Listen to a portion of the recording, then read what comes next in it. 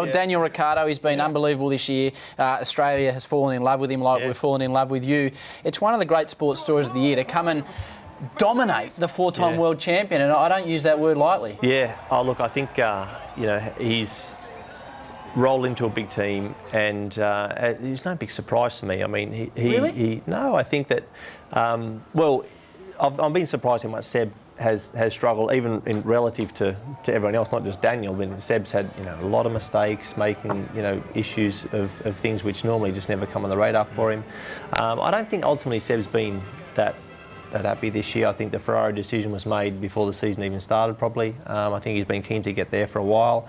But Daniel, mate, he hasn't put a foot wrong. He's had a seamless run pretty much. I think Seb's had my car for most of the season in terms of reliability. I think, So, mate, hey, while the sun shines, and I've been in touch with Daniel quite a bit during the year, and I'm just saying, mate, just keep going, make the most of while it is there now, because as we see, look at the last race in Russia when the car's not quite there, mate. You're back, and whenever he's had a chance to win, he's actually been there to capitalise on Mercedes falling over themselves, and he's won.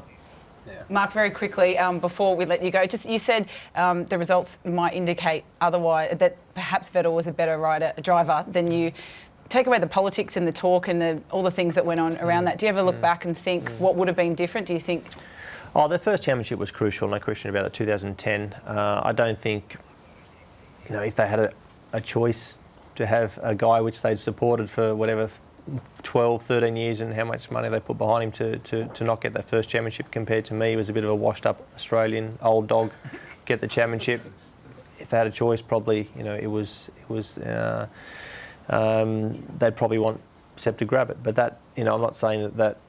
I think the first year was a pretty fair crack. After that, just the momentum started, and it was like, obviously the PR machine was underway, and obviously nationalities and things like that. It rolls on. So, look, I did my best. I fought as hard as I could, and it's a fairly big train set over there when you're going for world titles. And I look back and say, I absolutely did my best. And at the age I was at that time, I'd love to be 25 in that situation. But that's just not how it is. So I have absolutely no regrets how I went about it. I did my best, and that's all I could have done.